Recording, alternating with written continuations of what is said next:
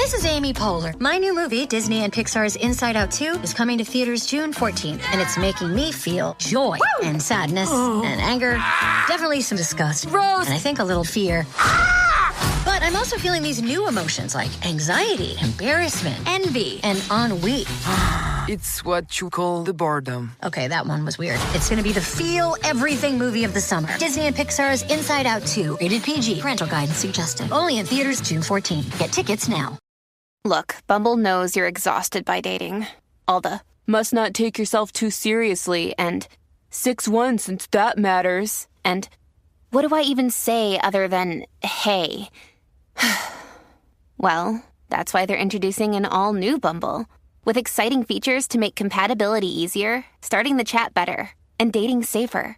They've changed, so you don't have to. Download the new Bumble now.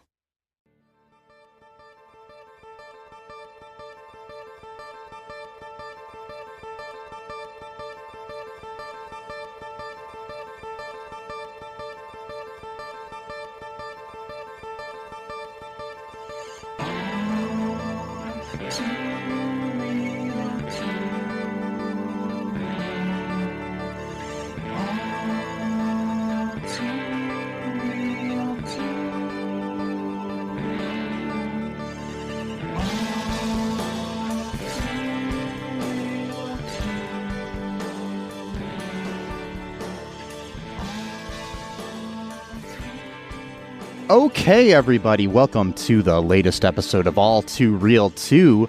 My name is Michael E. Cullen II, and with me, as always, is... Sesame, you might have certain prejudices, but people can change as long as they have an open mind. And Carta. Pretty long name. It's not my longest, but it's pretty long. And how much did it cost to change it to that? $420. Wow.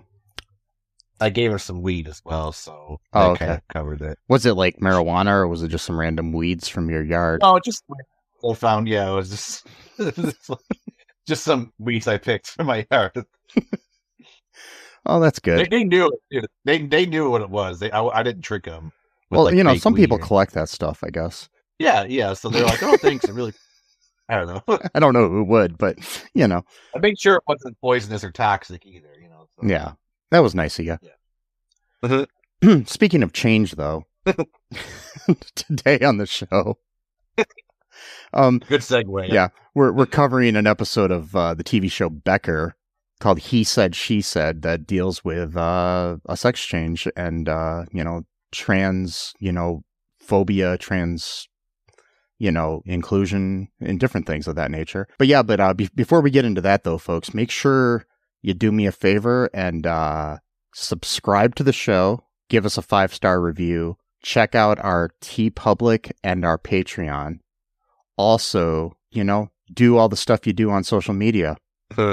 Yep, it's good for the show, and I'd appreciate that immensely, especially the review thing. You can give us a 5-star review and then write that, Mike has a horrible voice. I think, he's ugly and his mom dresses him funny. I don't care what you say underneath that 5-star review.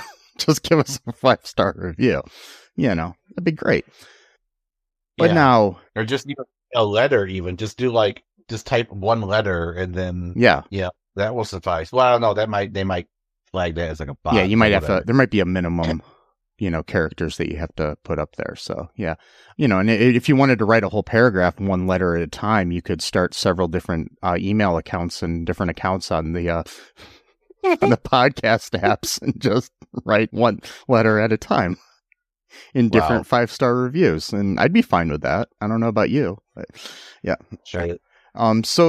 Becker was a sitcom that aired from May 17th of 1999 to January 28th of 2004. November 2nd, 1998, to January 28th of 2004. It starred Ted Danson as Dr. John Becker, Terry Farrell as Reggie Costas, Hattie Wilson as Margaret Wyborn, Shawnee Smith as Linda, Alex Desire as Jake Malinik, and in the episode that we're covering today, Julie Caitlin Brown as Nikki, so as the guest star in this episode, along with Kate Zental as Maria. This episode originally aired on November 1st of 1999.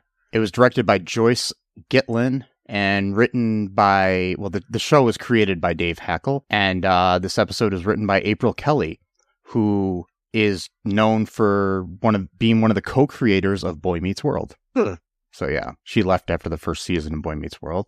And speaking of Boy Meets World, Alex Desire, who's in this episode as Jake, and in every episode of Becker, starred as Eli Williams for a season or two of for 16 episodes of Boy Meets World. So yeah, here's the breakdown of this episode from not the breakdown, but the short synopsis from the Internet Movie Database.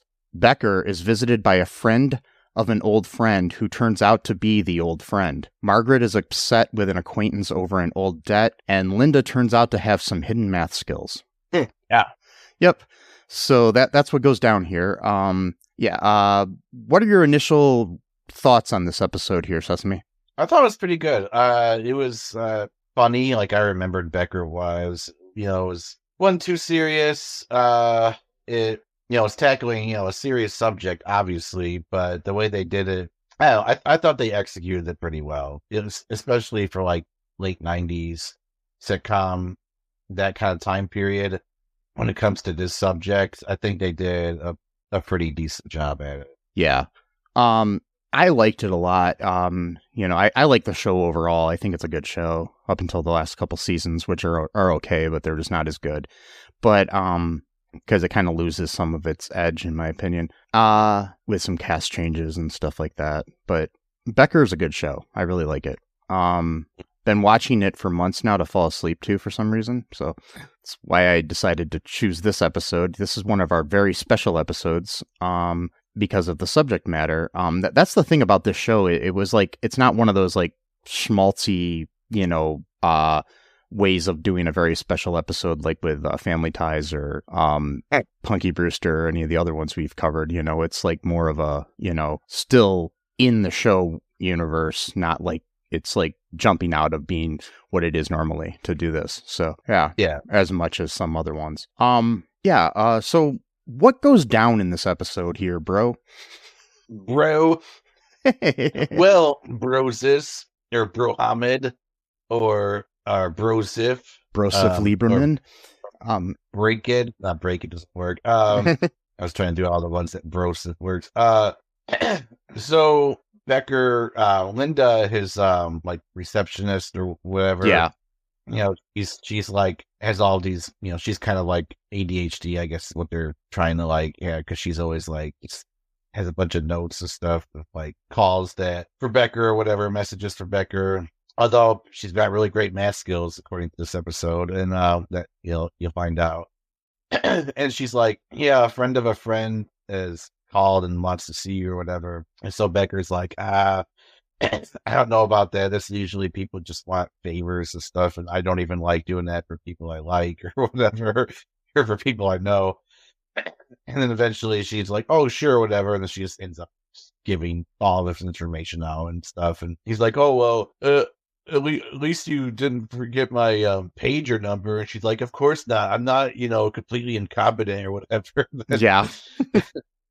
And so Becker, he's kind of hanging out at the diner with his boys, and just like saying like, oh, well, women can't keep a secret and blah, blah, blah, and all this kind of stuff. And what's her name? I forgot her name. Sorry, the diner owner. Reggie. Reggie's like, of course I can keep a secret. And then she just like blurts out that Becker likes the Backstreet Boys or something like that. But basically she's like, I can keep a secret, but she had already, Jake's the one that points out that he had been told by her that Becker likes the Backstreet Boys. So right, yeah, and the Backstreet Boys were like, huge during that time. Yeah, one of the big boy bands, like you got NSYNC, you had Backstreet Boys, and I think there was a third one. Well, that was really popular. There was 98 Degrees were pretty big, and yeah. Then you had LFO, and then you had O-Town, and then you had a bunch of different ones at that time. Yeah, right. Yeah, forgot about all the other ones, but yeah, I knew the big three, of the big three. Yeah, the big three. The big three are the boys and the Sync and and the degrees. Yes, we need a shorthand for these bands. We can't just it takes too long to say Backstreet Boys. We got to say the Boys.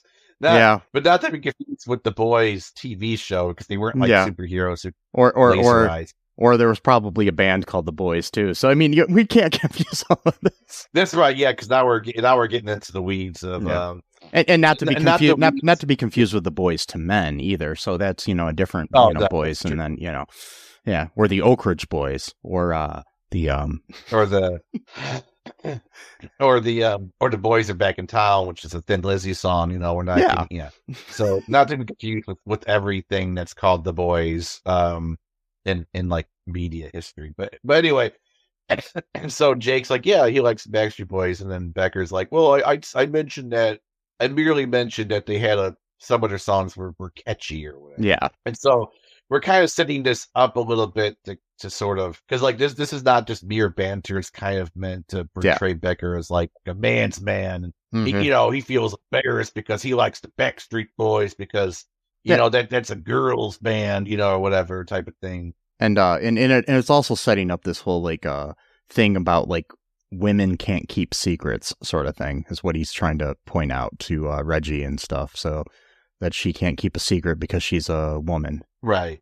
And so, yeah, that's a big thing. So this friend of a friend shows up. It's a woman, says that he's like, who are you, or what friend are we even speaking of? Because he had like zero information about what was going on. Yeah. And she's like, oh, I'm a friend of Chuck. I forgot his last name. And then and so Becker like lights up. He's like, Chuck, oh man, like Chuck's like my best friend, and back in high school and college and stuff, and like I haven't seen Chuck in like 20 years or whatever, and how is he doing and all this kind of stuff. And she's like, oh, he's doing great, and they're just like hanging out a bunch. Then after that, like they went to like a Jets game. I think they went to like they did some other stuff or whatever. Dinner, went to out for drinks, different things. Yeah. And he's like, he really likes her because for one thing they have like Chuck in common. It's like a buffer. It's like their mute friend. And then also too is that he just felt like comfortable with her because usually he's kind of like a jackass, just doesn't really like anyone. And most women don't get along with him. Yeah, he's just like jaded and just like sarcastic. He's not like he's that pleasant of a guy. He's like the proto Dr. House, like before Dr. House came out, except for like House was probably a better doctor, but you know what I mean. So because House had like that sort of like just intuitive whatever kind of thing that he had going on. But yeah, Becker's is kind of like a jackass. He's always sarcastic. But for some reason he really likes what was her name? Nikki. Sorry, Nick. Yeah, I'm like blanking on names here. But he really likes Nikki, and so she shows up to the diner at one point to talk to is it Jesse? I'm totally Reggie. Just think of Reggie Jackson. Like the baseball player. She goes up to talk to Reggie Jackson at the diner. Reggie Jackson now owns a diner, and she's like, can you keep a secret? And it's like, oh, here we go. What, like the whole women can't keep a secret. Did Becker set you up for this sort of thing? Yeah. Yeah. And then she's basically like saying like I am like the mutual friend that we're talking about, basically. And then like Reggie's like, I don't really quite understand. And she's like, I had like a sex change operation. Kind of like a very 90s way of putting it. Oh yeah, like because but it's 90s, and I mean terminology changes over time. So yeah, and so Reggie's like, "Whoa, okay, I didn't." And she's like, "You look really incredible," and like, I can't believe you're the same age as Becker. And then she's like, "Actually, I'm like 6 months older than he is, or whatever." 2 months, and 2 months, and then and so then like she's like, "I don't really know how to tell him. I've been just like trying to find a way to really kind of find the right moment, type of thing." And then right as she's getting into that, then that's when Becker comes back, shows up. Because his car was his avocado colored car. A running gag on that show is he has this really piece of shit car that he just doesn't want to get Just rid never of. wants to get rid of. Yeah, because that this comes up later on in another episode when another former friend or an old friend shows up. I think he was like, I forgot, this old friend like stole a bunch of money from him. It's another episode, but like I don't remember much about that one. But maybe you do. Do you know which episode I'm talking about? I'm not sure. I'd have to. I know that there's several episodes where he has friends or people that come in, like relatives and stuff. Yeah. So yeah.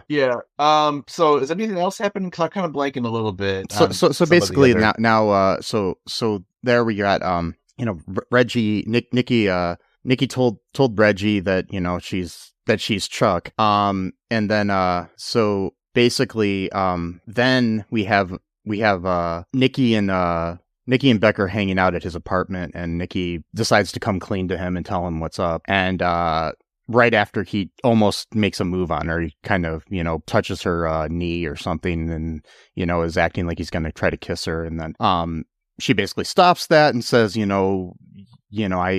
am your friend, Chuck. I am Chuck, and so, he has kind of like a trans panic moment sort of thing, where he's just like, what's going on? And plus, it's like he's trying to deal with the fact that it's like, okay, what does that mean that I was somewhat attracted to a trans person, and stuff like that. So, which at that time was even more kind of weird for like a, man's man sort of thing, Yeah.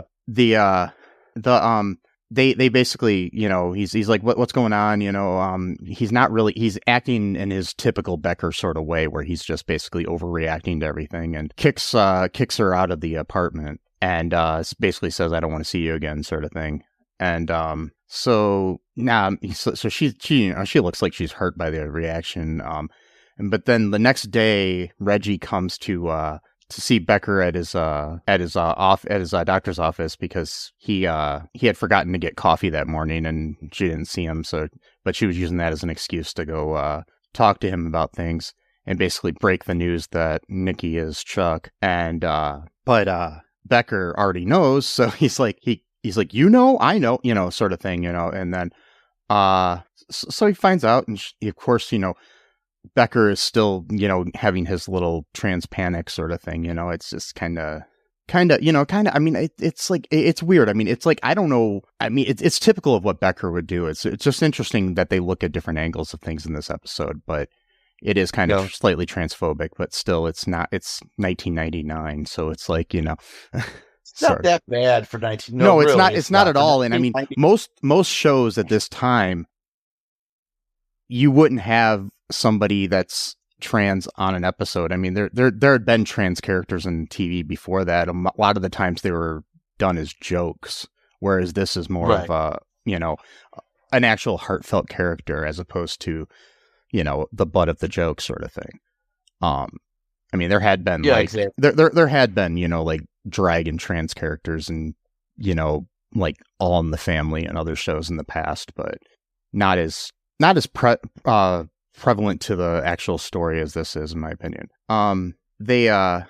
So basically, Reggie is just like, explaining to him, it's okay, you whatever, your deal, but he's like, basically trying to make him see that it's okay what was happening, sort of thing. And anyway, that he should maybe talk to her and, see what's up, and so he goes to her hotel room, he bursts into the room and of course, instead of being like, level-headed, he bursts in the room yelling and says, why couldn't you just be gay?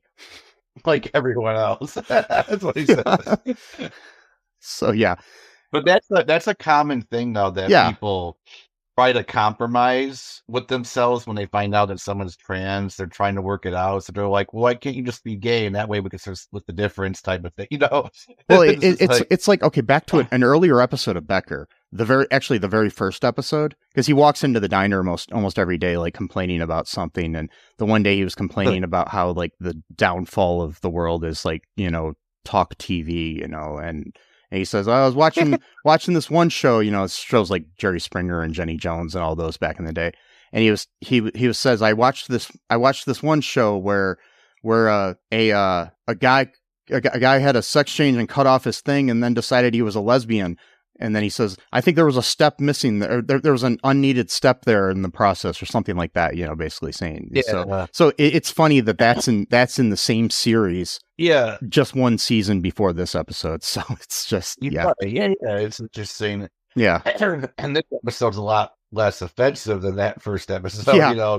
That's the only joke in that the pilot's a great pilot, but that joke kind of also there was another thing where it's like he was talking in that episode too about other shows, and he's like, and then I turned it to another one, and there's this bisexual guy having an affair with his aunt and his uncle, and then he said something like he's like, well, I wouldn't want to be an animal in that family or something like that, or a pet in that family. It was all both in the same episode, and I'm just like, or something, I can't remember exactly what he said, but those kind of misguided stereotypical things that we still hear to this day, where people are like, oh, we got to put a litter box in the classroom because somebody identifies as a cat or whatever, and it's just made up bullshit to try to fearmonger and make the woke look bad, so it's just like, that's a fake story. It was completely a fake story that was perpetuated by Joe Rogan.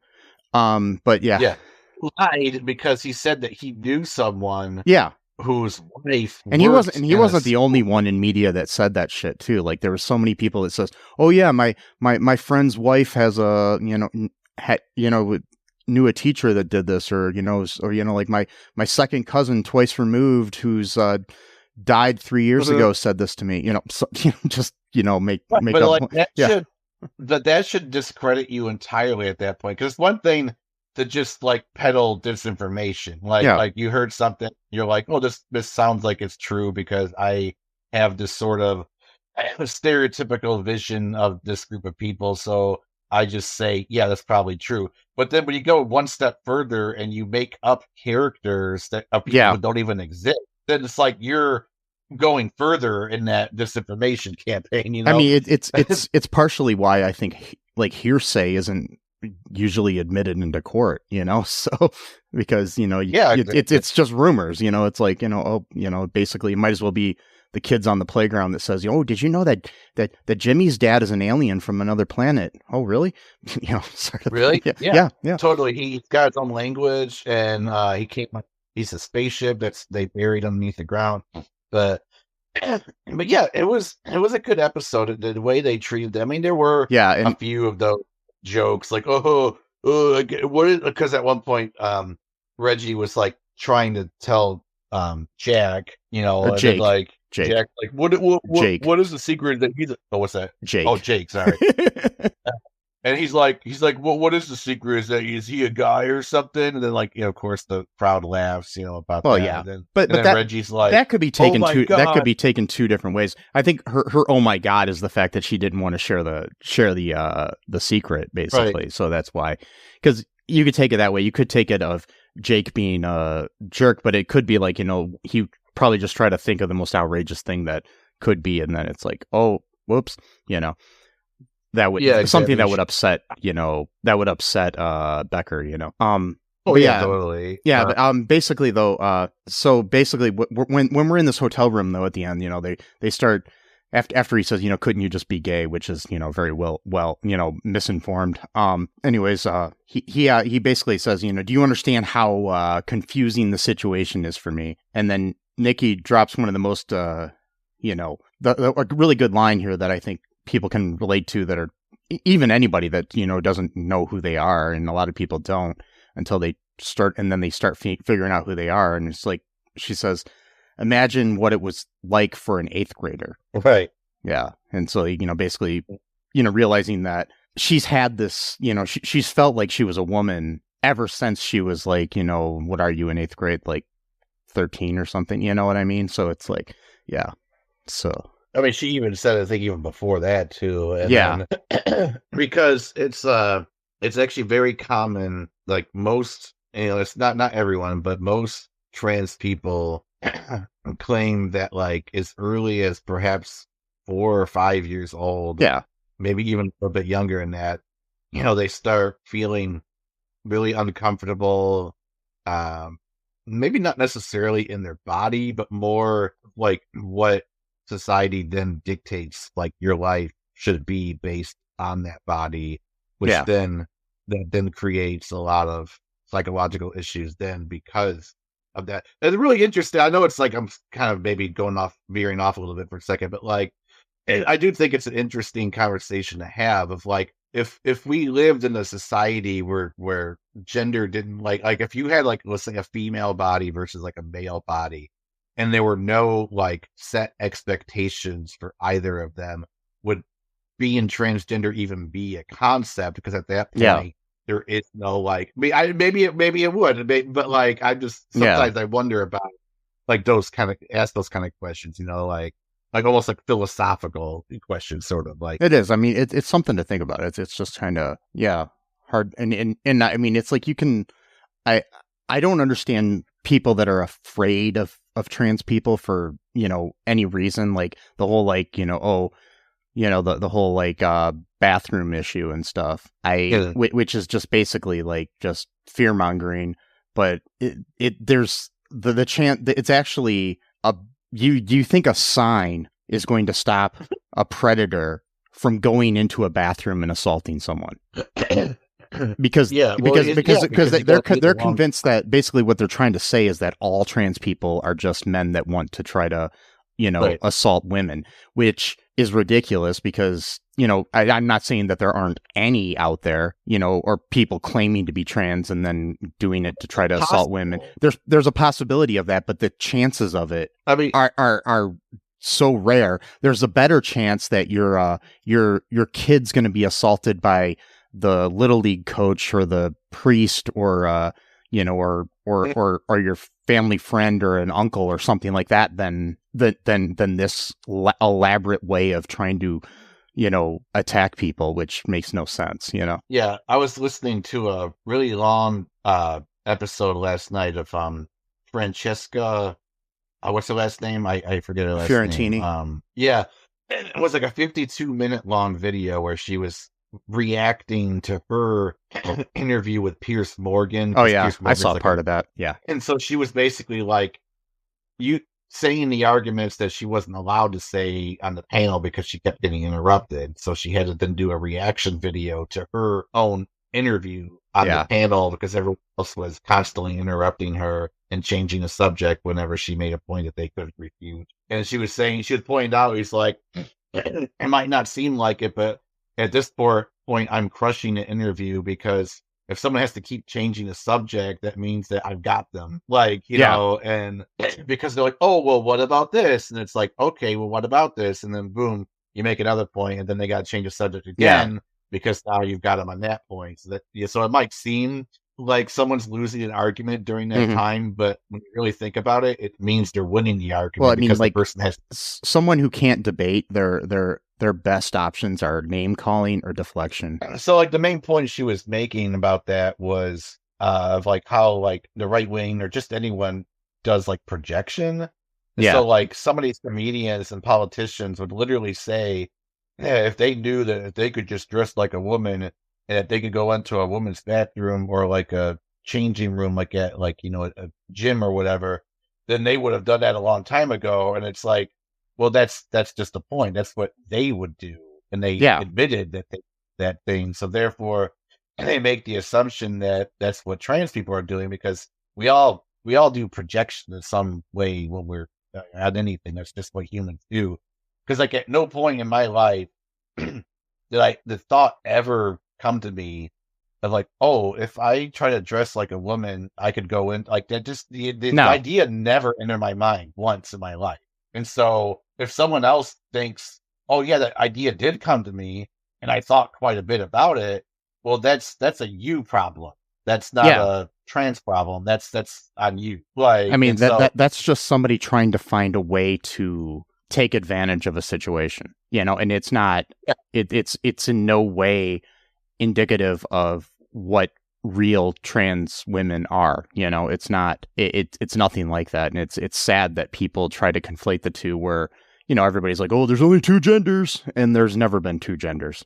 So, or I identify as an attack helicopter from like 2012. Yeah. And they're still using that same meme. It's like, dude, it's been 12 years. Like, come up with new material. But like, we know they can't because their minds My don't work pronouns that are way. fucking you. Wait, no. Yeah, or USA, or beer and barbecue, or whatever bullshit is. But like, and so she was just making the point about that, and just saying like, that's absolutely ridiculous to assume, because like the big thing with Pierce Morgan is that like the trans girls in sports, and like he acts like this is the most pressing issue of the ages, and he's never given a shit about women's or girls sports in his entire life, but now suddenly that's like his crusade, it's his main cause or whatever.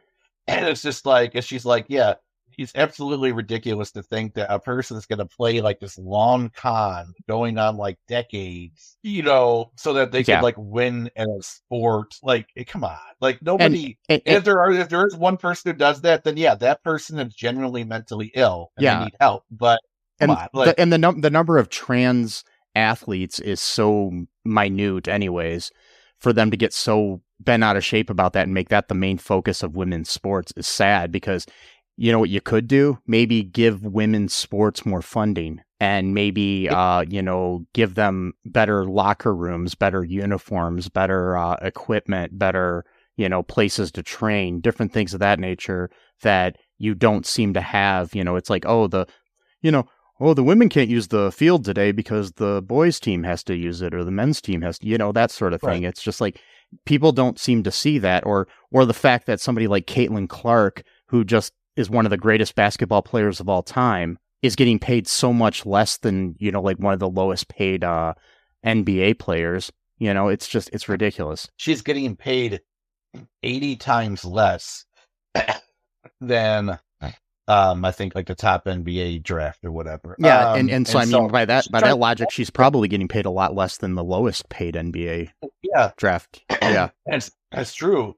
And so she brought that point up too, of like, how come like nobody's talking about this? This is a much bigger story than whatever you're concocting, and they're like, well, how dare you bring that up and blah blah blah. It's like, yeah, how dare you, because it's actually a good point, and you just have bigotry on your side, and you're trying to couch your bigotry into, quote, nuanced. Like, that's a phrase I hate now. Like, I used to love the word nuance, but now every time someone says the word nuance in media, 99% of the time, it's like they're going to go on some conservative bullshit. Because, like, their whole thing is like, oh, well, your side is so extreme, so we need to, like, find the middle. And the middle always just happens to be right wing. Isn't that crazy how that always happens? Yeah, no, it's not great. The word nuance or complicated are that's another one. Those are the two words that really are bothersome, because they'll try to make something very complicated that's not that complicated.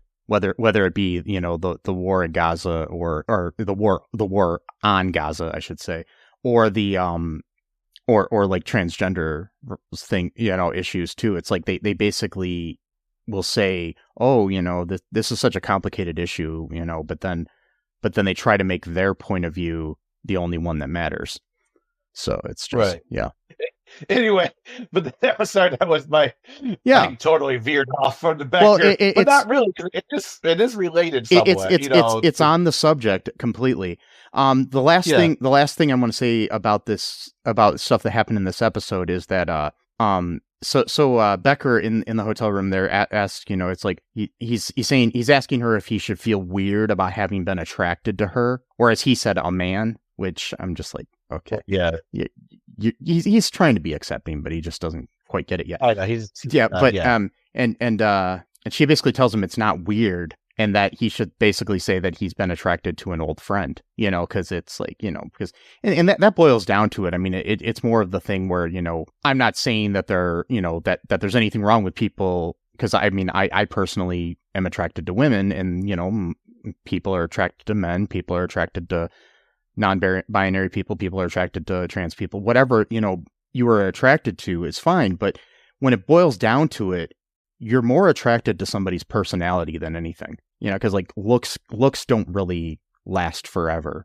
and so it just boils down to the fact that you're never going to spend the rest of your life with somebody that you don't like their personality. I mean, some people probably do, but that's just some people. But I know I can't. Like, for example, if there's like someone I just really despise, And and if it's like if they're like quote unquote hot and like I literally like there's like a block that goes on in my mind Oh yeah. where I can't see that in that person. I can see how other people can look at that person and think that, but when I see them on TV or whatever, I'm just like, I hate this woman so much. Well, it's like Tommy Lahren is objectively attractive. Yeah, that's a good example. But yeah, she's not attractive to me anymore because she's opened her mouth. I know that's sad. That's a great. No, that's a great example. It's something like that. I don't know. There's a block in my mind that just it goes off, and then I'm just like I can't see it or whatever. Which is fine. It's not that you have to be attracted or that it being attractive is like the number one thing that you should be able to bring to the table necessarily. But like.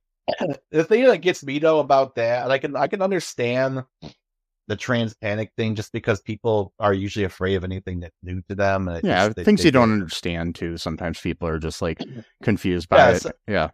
But the thing is, the difference is though, I mean, that people that are closed-minded, they stop at that point where they're confused or whatever. They stop at the confused moment. They don't try to make sense of things. And they use that confusion as anger, you know? Exactly. But like what gets me, and again, I know that people don't think logically all the time. It's they react emotionally. So I know what I'm about to say doesn't really matter as far as like how normal people interact. Not my brain, which is totally abnormal.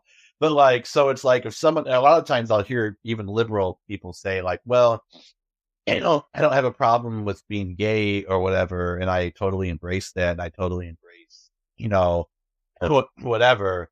So if that person thinks a trans woman is actually really a guy, then why would it be a problem? Because if you just said that you're okay with gay guys or gay whatever, so in your mind, that person is essentially a gay guy. So where's the problem from what you just said? You know what I mean? But like, I've obviously emotionally people react differently. I get that. But well, I mean, just from in my analyzation of it, it has a lot to do with the fact that men, specifically, like, conservative men, are afraid of women having any kind of like power.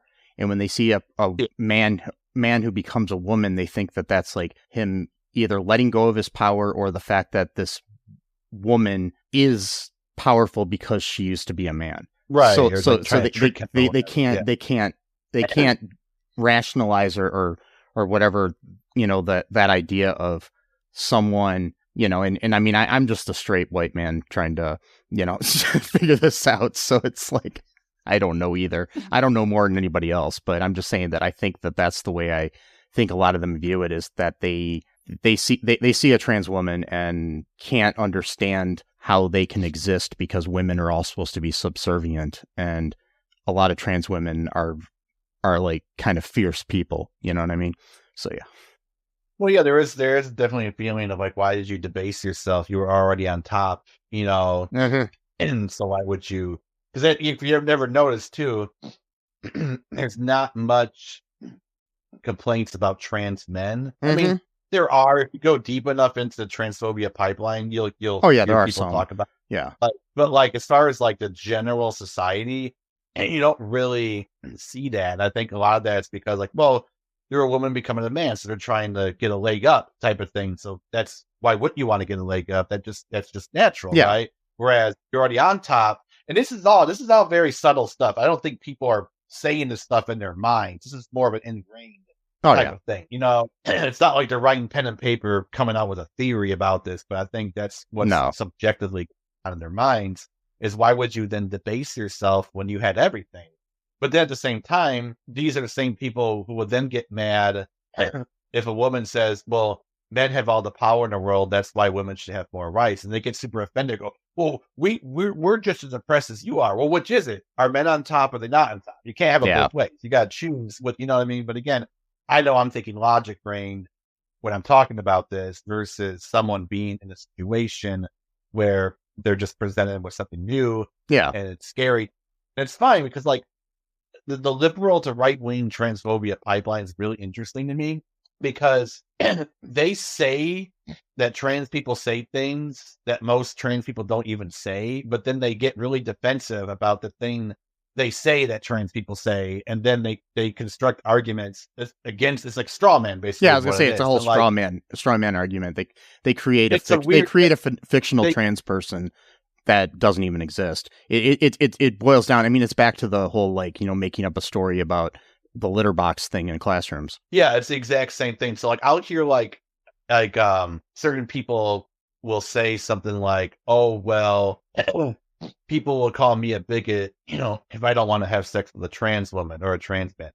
Almost no trans person is saying that. Yeah, you might get like the few people on Twitter with like 8 followers. Fine, you got them. But like the vast majority of people, the only thing that they're probably asking people to consider is more of just think deeply or sort of interrogate why they think that way. Not that like they're going to have to change their mind, not that they're going to have to go that other way, but just to sort of, is this something that they really believe and feel, or is it more because that's what society told them that they should feel? And if it turns out that they feel that way, then fine, that's how they feel. There's no harm done.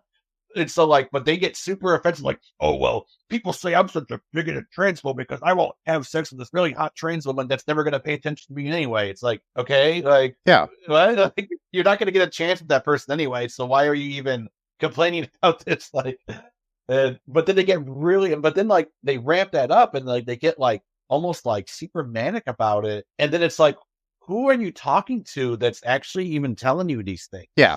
Like, I'm actually genuinely curious, because if a trans person is saying these things to you, then yeah, that person kind of needs a talking to and be like, hey, you know, you can't like bully people and wanting to be with you. But like, I would wager like 99.9999% of trans people do not even fit in that category. So you found the one person who says this, and then you go extrapolate from that and go, oh, all trans people are trying to bully me into having sex with them. It's like, a tale as old as time. It's like, you know, people have bigotry, whether it be racism or something like that. Like somebody of a certain group of people treated them badly once, so they think that that's how everybody in that group of people are.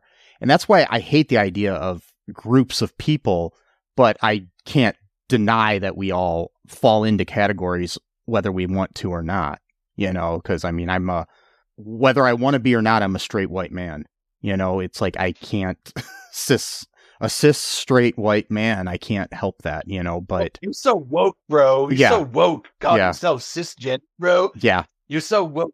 No, you can feel free to edit some of this out. I'm going to leave all this in because I think this is a good conversation that people should listen to. And if this turns off any of our fans, I don't care. They're not the ones we want. So, and I know that sounds bad, but yeah. Because that's our advice. We're an advice podcast. Yes. My advice is, you know, my pronouns are, no, I'm joking. No. USA. Yes. That's my pronouns. Yeah. Barbecue and freedom. My pronouns are subscribe to our podcast. Oh, wait. No, what? Yeah. That's a weird pronoun to have. Yeah, it is. Because I don't think any of those words. Oh, well, I guess R is. I know. Is that a pronoun? I don't know. You can. Yeah. And yeah, but it is an interesting. I mean, stuff I thought about for a while, and it gets. And the thing is, too, it reminded me. I was going to make this point earlier, and I forgot. Is that. And it's going to be a weird way of phrasing it, so forgive me if it don't make any sense. In my mind, it makes sense, but like there's like a certain time period where people are ignorant of a concept or whatever, but there's this phase where how do I put this? There's a phase of ignorance where it seems like people are more tolerant of a thing they're ignorant of. But when they learn just enough, it makes them more freaked out, and then they became big. So, like in the 90s, like when they say, like, "Oh, someone got a sex change operation," they're like, "Oh, that's neat. That's a little bit different." And there's not much intellectual curiosity about that. So it's just like they're more quote accepting of that because they're not really thinking about it that much. But when they learn a little bit more, then suddenly, so it's almost like that phrase, "a little knowledge." It hurts you, or what's the phrase? I forgot basically say like a little bit of knowledge is like more harmful than having no knowledge. A little dabble do you? Is that? Oh wait, no, that's not right. Not a little dabble do you? But like I've noticed that too. Of like if you look like in the 80s and 90s, like, yeah, the media, like, they make jokes of trans people, like, they're, like, the butt of the joke, but there's not, like, brewing hatred. Whereas, like, later on, movies come out and media comes out, like, they know a little bit about it, but then they use that little knowledge they have as a weapon. And so I would be curious to know if Becker came out, like, in 2009 or something like that, if it would have been a little bit different, That's true. because that would be, I don't know. But then around, like a little bit, like around the Becker time and stuff, you did have like movies, before and after Becker, you had things like Ladybugs or Joanna Man and stuff like that were like, these movies that dealt with somebody pretending to be a woman that wasn't an actual trans woman. It was just somebody dressing up like a woman. And then you also had like Big Mama's House and, even Mrs. Doubtfire to a point, it's just different things like that. So it's like, that was the way that people looked at things. And that point, it was more made as a joke. As I said before, it's just like kind of weird to know what the pop culture landscape would be like at different times on this, Right. Yeah. Yeah. I mean, you could never know for sure just based on, because any one small change could set off a whole different history, or whatever, a timeline, if you will. If you believe in a multiverse, it would be a different timeline. And yes. But yeah, that's all I gotta say about. I know I kind of ran my mouth. Yeah, no, that's fine. This episode also had a B plot, which was I totally forgot about. Yeah. It was stupid. It was kind of a dumb plot. It was basically that that Margaret, the nurse at the that works with Becker, had lent an old friend of hers $20 to buy some shoes like 3 years ago or something, and she was mad that she never got paid back for it, and that's about it. It's like, that's about it. But also, it proved that Linda was really good at doing mental math, because she was like, well, that's only $7 a week, and that's only 13 like how many dollars a day, and how many And she's like, you could do all of that in your head. It's like, yeah. And it's just like, okay, like, how come you suck? The other thing is like, how come you don't understand daylight savings? And she's just like, where does the hour go? Yeah, exactly. Yeah. I love Linda. Yeah, she's so funny. Shawnee Smith is a great actress. I had a huge crush on her back then too. So anyways, but so what I like about, go ahead. Oh, sorry, go ahead. Well, I was saying too about that is I think Linda is almost like a little bit neurodivergent coded, kind of. Yeah. Like she doesn't understand like the quote unquote social rules. Because at one point, I forgot what's her name again with the shoes. They like blinking at everyone's name. Margaret. But Margaret was saying like, because she eventually brought it up to the woman she was going out to lunch with, and she's like, okay, I'll pay you back. I totally forgot about that. And she's like, oh, no, don't worry about it. And then, like, she tries to pay her back twice. And then she's like, oh, it's ridiculous. Don't worry about it. And then she leaves, like, okay, I'll see you later. And then she's like, I can't believe her that she didn't. And then Linda's like, what? She tried to pay you back twice. Like, I know 3 is the rule. You're supposed to, like, she's like, and then Linda's just kind of like, this is the first time I feel like I'm normal or something like that. Yeah. Oh boy, yeah, it was a good episode. Any other final thoughts here about it? Oh no, I'm probably already alienated everyone. So that's fine. So anybody that's not alienated, as I said at the beginning of the show, make sure you check out our website. It's all2real2.com. You can find all of our links there to all of our social media, our TeePublic, our Patreon, because we got merch on the TeePublic and the Patreon. We got some deals there too, and developing right now a possible second podcast that we might be doing in the future. At least I might be doing. I don't know what's going on, but there's different things that are coming up on there. There's movie stuff on the Patreon too. Developing some film projects that, you can get yourself involved with too. If you would like, anything, yes, anything to help us out, to, help us keep bringing you this fine quality content.